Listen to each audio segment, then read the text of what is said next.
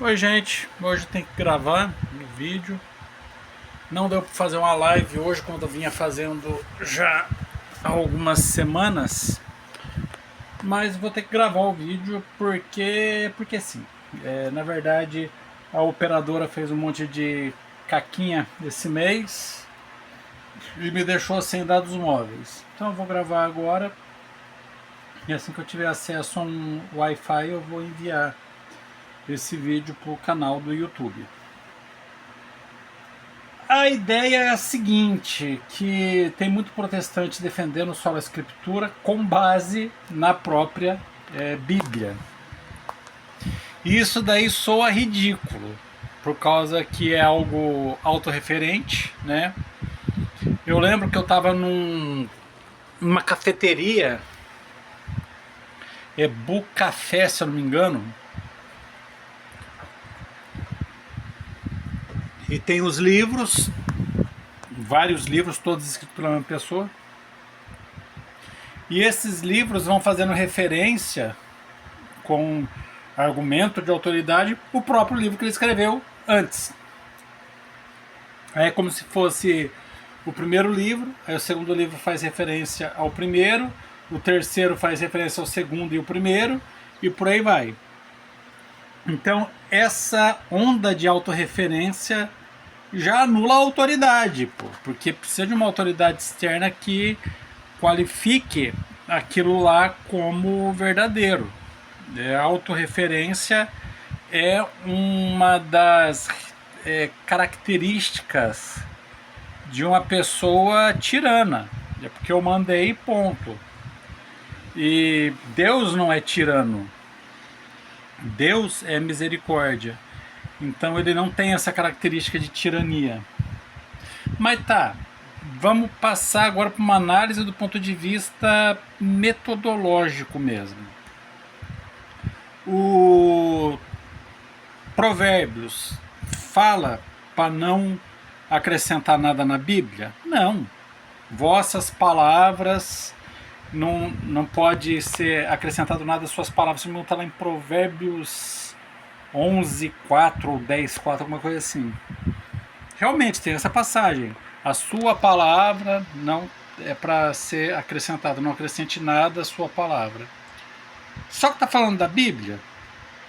Porque se estiver falando da Bíblia, todos os livros que foram escritos depois de Provérbios, inclusive o Novo Testamento inteiro, tem que ser jogado na lata do lixo. Porque a ideia é que a Bíblia parece que foi revelada, escrita e compilada tudo junto, no mesmo momento, no mesmo instante. Mas isso não aconteceu, pô. Tem livros com uma diferença de mais, sabe, parece que de 1000 anos de escrito um livro do outro. Esse é o primeiro ponto. Quando Provérbios fala da palavra de Deus, que nada se acrescenta, não está falando da Bíblia. Porque resumir a palavra de Deus à Bíblia, que é a palavra escrita, já é um erro por aí mesmo. Agora, se for para resumir a Bíblia, então tudo que tem depois de Provérbios tem que ser jogado na lata do lixo. Eu não fiz um estudo metodológico ali de quando cada livro foi escrito, mas eu acho que os livros, principalmente o livro de Esdras, Neemias e outros lá, acho que foram escritos depois do livro de Provérbios.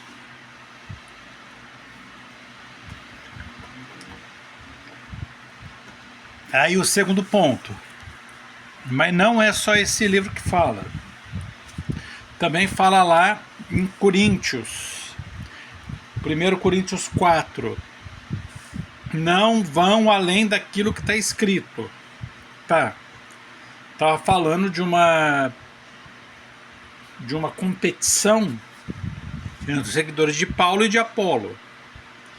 Aí o Paulo falou, eu já falei para vocês que não tem essa competição, eu e Apolo somos amigos, e vocês ficarem tomando partido uns dos outros como se fosse ou uma coisa ou outra, tá errado isso daí, Eu já ensinei vocês sobre isso na outra carta que eu escrevi para vocês, só que essa é a primeira carta de Coríntios.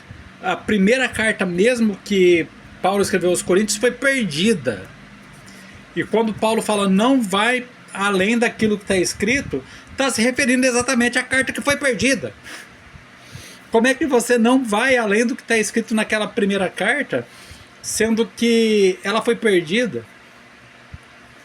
Então, esse daí já é um problema, mas o problema maior é que, se você acreditar nisso, então você está aceitando que Paulo acrescente alguma coisa à Bíblia e o provérbio fala para não acrescentar, e além disso você está assumindo que não é para ir nada daquilo que foi escrito, não é daquilo que está sendo escrito ou daquilo que vai ser escrito, daquilo que foi escrito, particípio, passado, perfeito, acabou. Aí, lá no livro de Apocalipse, quem acrescentar alguma coisa será acrescentado as maldições, e quem retirar vai ser retirado parte no reino. Isso daí está falando do próprio livro de Apocalipse. Porque se for falar da Bíblia como um todo, e seria bem aproveitável, seria belo, bonito, seria belo e moral se fosse referente à Bíblia inteira mesmo, porque é o último capítulo, os últimos versículos. Depois disso só tem o amém lá no final do livro. Então, é a última parte do último livro da Bíblia. Seria belo, seria ótimo se ele estivesse referindo à Bíblia como um todo. Mas só que daí ele ia estar contrariando Coríntios, ia estar contrariando Provérbios. Porque o livro de Apocalipse acrescentou alguma coisa ao livro de Coríntios, acrescentou alguma coisa depois do livro de Provérbios, o livro de Apocalipse. Então, gente, é ridículo você querer provar o sola escritura pela sola escritura, porque você vai cair nessa contrariedade. Provérbios fala para não acrescentar nada. Então, confirmou o que eu falei. Aí vem Coríntios e fala para não ir além do que está escrito. Confirmou mais uma vez. Então já são duas. Mas só que Coríntios veio depois de Provérbios. E Coríntios está acrescentando alguma coisa à palavra escrita. Como que se Provérbios estivesse se referindo à palavra escrita e não à lei. Aquela lei infusa, a palavra de Deus dita pelos profetas, que também é chamada de tradição judaica. E a tradição que foi, em alguns casos, escrita, em alguns casos não foi escrita, é oral. E essa tradição judaica oral também foi escrita posteriormente, no Talmud. Aí, depois, a gente pega, claro, sola escritura, vamos falar de sola escritura. Oração pelos mortos, intercessão dos santos, tá lá Baruque, tá lá livro de 2 Macabeus. Ah, não, mas só que vocês são deuterocanônicos, nem os judeus aceitaram. Não tá na Tanakh, mas os judeus não aceitaram? Os judeus aceitaram esse livro como divinamente inspirado? Vai perguntar para um judeu o que ele acha do livro de Baruque. Vai perguntar para um judeu o que ele acha dos livros de Macabeus. Ele vai falar que não está na Bíblia só porque foi escrito depois do fechamento do cânon bíblico. Daí não está lá na Tanakh. Foi escrito 200 anos depois que Esdras fechou lá o cânon judaico. Tá, mas só que o que está ensinando ali é só por questões históricas, não é? Eles intercedem pelos mortos, eles pedem oração eles intercedem pelos mortos e pedem intercessão de quem já morreu muito antes dos cristãos. Então, e o fundamento deles? São exatamente os mesmos fundamentos católicos. Então, antes de dizer que judeu não aceita os deuterocanônicos, vai perguntar para um judeu o que ele acha dos deuterocanônicos. simplesmente não está na Tanakh. Da mesma forma que não está na Tanakh, os livros do Talmud, que são vários, são acho que 15, 16 volumes, se eu não me engano tem um volume que é só de índice, lá igual uma Barça. São vários volumes e não está na Tanakh também. Vai falar para ele que o que está no Talmud não deve ser observado se não tiver expressa previsão lá na Bíblia, só na Escritura. Cara, a Bíblia é só um guia cronológico das coisas conforme elas foram acontecendo. É uma narrativa de fatos. Para você tirar uma doutrina disso daí, você tem que ter um desdobramento teológico. E esse desdobramento teológico só vai ter com base na tradição. Por isso que eu insisto, sempre disse e sempre vou dizer, sagrada tradição nada mais é do que a correta interpretação dos textos bíblicos. E não pode haver divergência ou conflito entre a tradição e a Bíblia, porque a tradição é a correta interpretação. É a mesma coisa de falar que existe um conflito entre a correta interpretação de um texto e o que o texto fala. Tem uma contrariedade entre uma interpretação parasitária, entre uma interpretação errada e o que o texto fala. Se o texto fala abacaxi e você fala que está falando ameixa, você está fazendo uma interpretação errada. Então, um exemplo disso é a parábola de Lázaro e o rico pulão e do servo infiel. Está falando da intercessão dos santos. Ah, não, mas só que não é isso que quis dizer. As referências ao livro de Tobias, as referências ao livro de Eclesiástico são grandes. E só faz sentido se você entender esses livros, aí depois você vai entender isso daí. Você vai entender essa parábola de Lázaro e o rico pulão e o servo infiel. Também, lá no Carta aos Coríntios, acho que é 12, 13, o amor lá, se eu não tiver amor... Não, essa daí não é não, essa daí é outra passagem que fala que o amor, que a caridade apaga uma multidão de pecados. Você não vai encontrar esse lugar nenhum na Bíblia, que não no livro de Tobias. Tudo isso é tradição. E a interpretação da Bíblia, de acordo com os deuterocanônicos, não é uma interpretação parasitária, é uma interpretação errada. Até porque os próprios protocanônicos, os próprios livros do Novo Testamento, aliás, não é protocanônico, é livro do Novo Testamento, que ainda é posterior aos deuterocanônicos. Os deuterocanônicos são do Antigo Testamento, e ainda depois dos deuterocanônicos vieram os livros do Novo Testamento. E depois que veio o Novo Testamento, eles citaram de forma efusiva, de forma intensa, os livros deuterocanônicos. Quem fala que Jesus nunca citou os deuterocanônicos, é dois exemplos, que só na passagem de Lázaro rico pulão e o servo infiel, que é Tobias e Eclesiástico.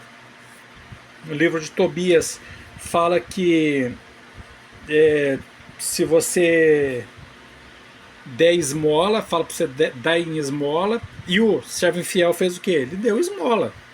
Ele poderia ter pegado a parte que cabia a ele, como se fosse uma comissão,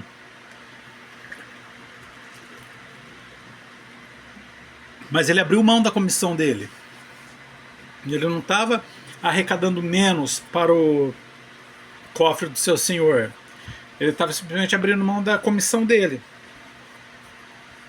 E agindo dessa forma, você vai ter alguém que interceda por você quando o dinheiro faltar. Se você fizer caridade com o dinheiro injusto, com o dinheiro que você não tem, que você, no caso, você pega emprestado, e esse empréstimo você sempre faz de Deus, isso daí é mais um detalhe da tradição judaica, que o teu salário do teu trabalho não é o teu dinheiro, é dinheiro de Deus. E Deus te deu esse dinheiro para você fazer caridade, para você se sustentar, se manter, mas para você pagar o dízimo e fazer caridade também. E para que não falte dinheiro para que não te falte quando o dinheiro te faltar, para que o dinheiro nunca te falte, para que sempre tenha alguém para te ajudar quando o dinheiro faltar. E Jesus leva isso daí para pós-morte.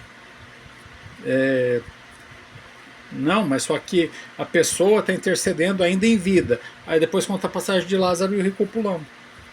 Que Jesus está se referindo ao pós-morte mesmo, é uma intercessão no pós-morte. Mas só que Lázaro não intercedeu. Lázaro não intercedeu, muito embora o rico pulão pedisse, Lázaro se recusou a interceder. Onde que a igreja fala que existe intercessão das almas que estão no inferno? Não existe isso. Tá. E a segunda parte de Eclesiástico, que fala exatamente que se você negar a esmola a alguém e esse pobre, passando necessidade, clamar a Deus contra você, Deus vai ouvir a oração do pobre. Então você tem que fazer.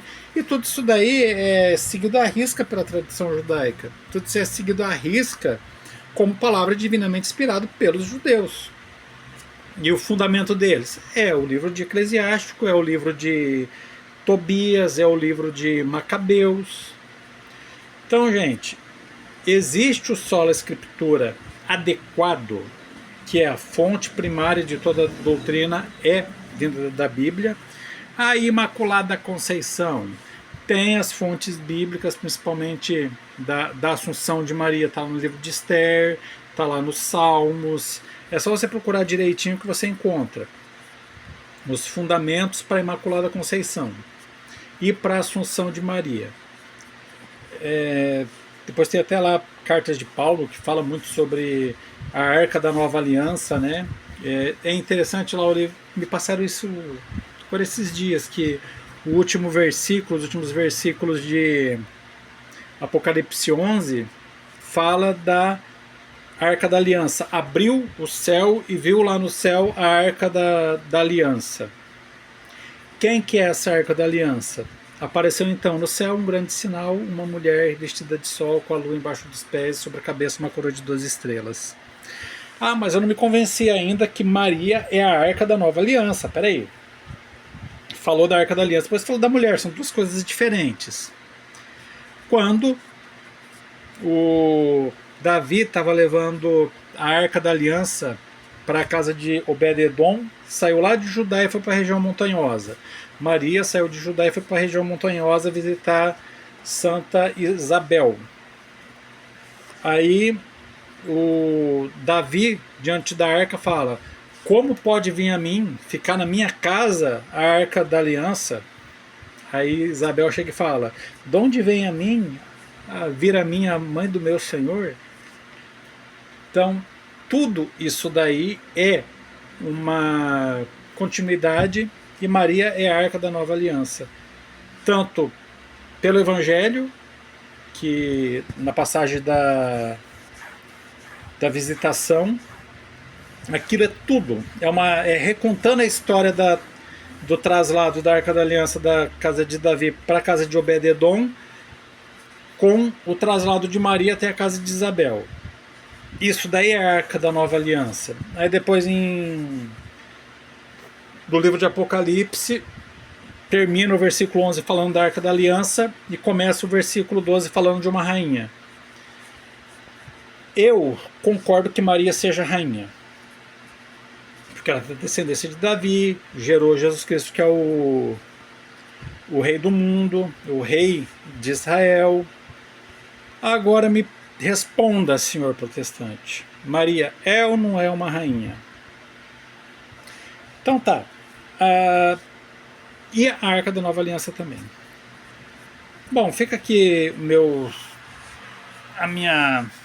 comentário sobre a suposta suficiência da Bíblia, porque não existe. Não tem suficiência da Bíblia. A Bíblia é insuficiente para fundamentar a própria Bíblia. Aí nós dependemos da tradição da igreja para interpretar de forma correta cada passagem dessa e ver nos sinais presentes lá no Novo Testamento o que significa aqueles sinais. E sem o magistério da igreja você não consegue perceber isso. Os protestantes estão aí há mais de 500 anos e não conseguiram perceber ainda que Maria é a arca da nova aliança. Sendo que está, não digo expresso, mas está evidente no Novo Testamento que Maria é a arca da nova aliança. Então, gente, vamos ficar mais atentos ao magistério da igreja, sem ficar com esse julgamento de que exista ali alguma contradição, alguma contrariedade, algum atrito entre tradição e Bíblia. Pelo contrário, não existe outra fonte correta de interpretação da Bíblia que não a Sagrada Tradição. E quem faz essa correta interpretação é o Sagrado Magistério. Mas só que essa correta interpretação da Bíblia já existia na época dos apóstolos. Quando os apóstolos escreveram, as pessoas que liam, elas entendiam. Porque essas cartas, esses evangelhos, todos esses escritos, foram endereçados a alguém, e esse alguém que pegou e leu, mesmo que na comunidade, explicou de qual forma que ele explicou. Dor no pescoço. De qual forma que ele explicou? Explicou da mesma forma que a igreja está explicando hoje em dia. Então a tradição é mais uma fonte de resguardo, uma fonte de preservação dessa revelação e desse entendimento que existia na época dos apóstolos, do que uma fonte de inovação, uma fonte de acrescentar novos dogmas, novas ideias. Porque da mesma forma que nós cremos hoje, os apóstolos criam, as comunidades que liam essas cartas liam e entendiam da mesma forma que nós, aqui hoje, no século XXI. Então, o magistério da igreja é mais uma fonte de preservação dessa tradição, dessa interpretação da Bíblia, do que uma fonte de inovação. Então, gente, obrigado a todo mundo que assistiu esse vídeo. E não está sendo live, foi gravado hoje, porque a operadora já fez um monte de sacanagem comigo esse mês, e estou sem dados móveis. Mas, se Deus quiser, semana que vem eu já vou estar tudo resolvido. Até mais!